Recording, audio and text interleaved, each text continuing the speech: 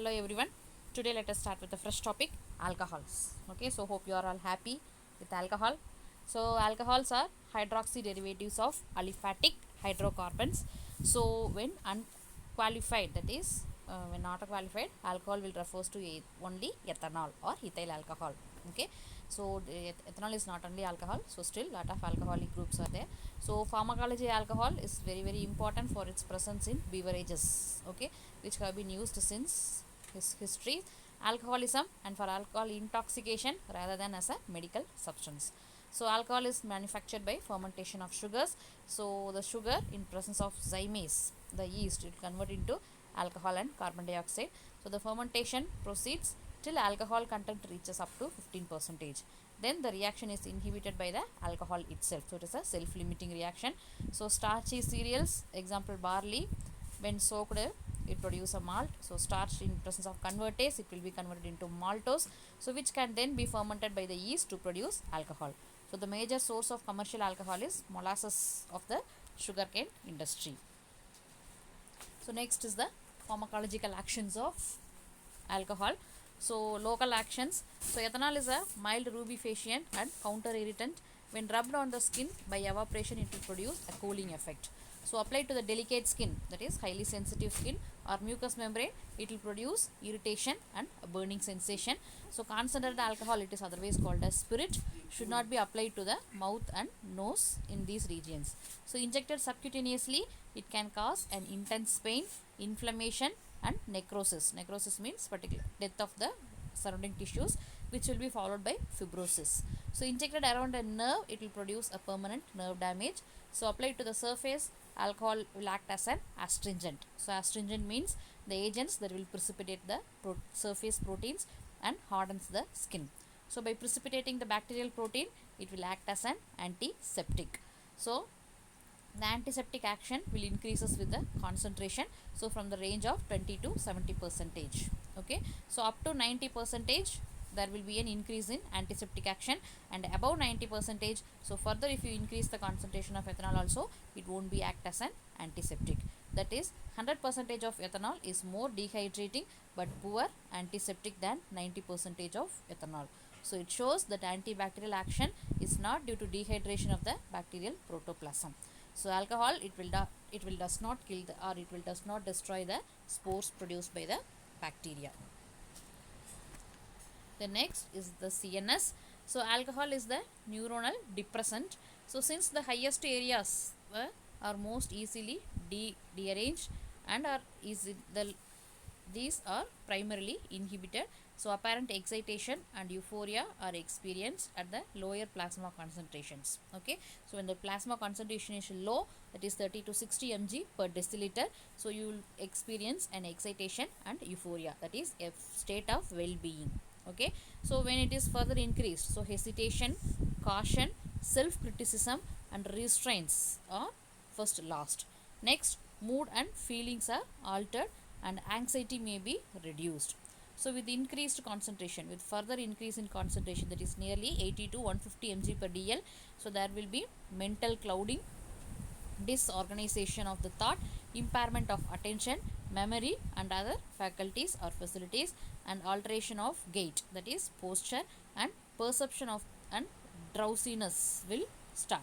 So at increase, still further increase at 150 to 200 mg per dl, the person is sloppy, ataxic, and drunk out, blank outs. Okay, so he will fell down and there will be absence of movement, that is ataxic. And if still it is further increased, that is 200 to 300 mg per dl, so it will result in stupor, and above this results in unconsciousness will starts. So medullary centers will be paralyzed and it will lead to death. So though alcohol can produce anesthesia, the margin of safety is very narrow. So any measurable concentration of alcohol will produce a measurable slowing of reflexes, that is driving, the extraordinary caution, okay, it will be reduced. So driving is unsafe, so performance of the person is impaired, fine discrimination, that is fine skills, fine motor skills, that what you can say, drawing and minute works will be discriminated, and precise movements are obliterated, errors will increase. So alcohol can induce sleep, but it is not dependable hypnotic one. So sleep architecture may be disorganized and sleep apnea may be aggravated. So hangover symptoms will be there. So headache, dry mouth, laziness, disturbed mood, impaired performance may occur in the next morning. So alcohol will raise the pain threshold and also alters the reaction to it, but is not a dependent analgesics. Okay, so severe pain can precipitate confusion and convulsions. So during the time alcohol is acting on the brain, it exerts an anticonvulsant action, but this is not followed by the lowering the threshold seizures may precipitate the epilepsy. So chronic alcohol abuse damages the brain neurons, causes the shrinkage of the brain. So the cortex region and the reticular activating systems are more sensitive to alcohol. Other areas will get depressed as the concentration start to increase. Okay. Next is the CVS. So CVS, it is a dose dependent action. So in small doses it will produce cutaneous, that is skin and gastric vasodilation. So skin is warm and flushed and BP will not be affected. At moderate doses, so it will cause tachycardia and a mild rise in blood pressure due to increased muscular activity and sympathetic stimulation. At still increased larger doses, it will cause directly myocardial as well as vasomotor center depression, and there is a fall in blood pressure. Okay, so next is the blood. So regular intake of small to moderate amount of alcohol has been found to raise the HDL cholesterol levels, and it will decrease the LDL oxidation. Okay, so this may be responsible for lower incidence of coronary heart disease in such individuals. So risk reduction is greater in high risk subjects, and protection is lost if the dose is increased. So however, it is considered inappropriate to advise non-drinkers to start drinking, because it is reduces the cholesterol level, but it is not a safer one, because it will alter each and every functions of the body. So megaloblastic anemia can occur in chronic alcoholics due to interference with the folate metabolism. Next is the body temperature. So alcohol is reputed to combat the cold. It is in cold region. So alcohol is a what you can see a regular one, but how it means it does produce a sense of warmth due to cutaneous and gastric vasodilation, but heat loss is actually increased in cold surroundings, but actually it is not right one. Okay, so higher doses depress the temperature regulator center too. Next is the respiration. So alcohol are reputed as an respiratory stimulants in case of respiratory collapse. So they irritate the buccal and pharyngeal mucosa, which may transiently stimulate the respiratory reflex.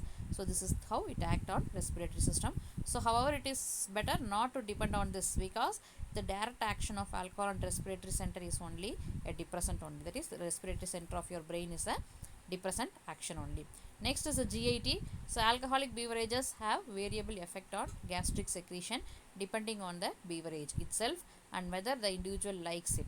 So however, dilute alcohol put on in the stomach a strong stimulant gastric secretion. It acts directly as well as reflexly.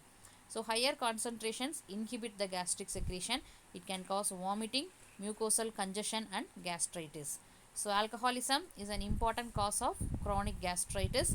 So lower esophageal sphincter tone is reduced, okay, by alcohol. So drinking may increase the gastric reflex. Bowel movements may be altered in either direction. So acute pancreatitis is a complication of higher or heavy drinking. The next is the liver. So neither alcohol intoxication nor chronic intake of small to moderate amount cause significant liver damage. So it will provide adequate nutrition is maintained. So however, it does not mobilize peripheral fats and increases fat synthesis in the liver in a dose dependent manner. So proteins may also accumulate in the liver because their secretion will be decreased. Chronic alcoholism exposes liver to oxidative stress, and it will cause cellular necrosis followed by fibrosis. Fibrosis means the liver cells will cause to necrosis and it will form a fibers. So acetaldehyde produced during metabolism of alcohol appears to damage the liver cells and induce inflammation, especially on chronic ingestion of in large amounts. So increased lipid peroxidation and glutathione depletion will occur. These combined with vitamin and other nutritional deficiency may responsible for the disease called as alcoholic cirrhosis.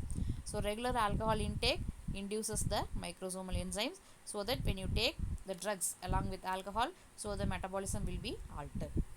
Next is the skeletal muscle. Alcohol produces little direct effect. Fatigue, that is tiredness, will be reduced by small doses, but muscle work is increased or decreased depending on the predominating central effects. So weakness and myopathy occurs in chronic alcoholism. So kidney diuresis is often noticed after alcohol intake. This is due to water ingested along with the drink as well as alcohol induced inhibition of ADH secretion. So it does not impair the renal function. So next is the sexual function. So alcohol is reputed as an aphrodisiac. Okay. So aggressive sexual behavior is due to loss of restraint and inhibition.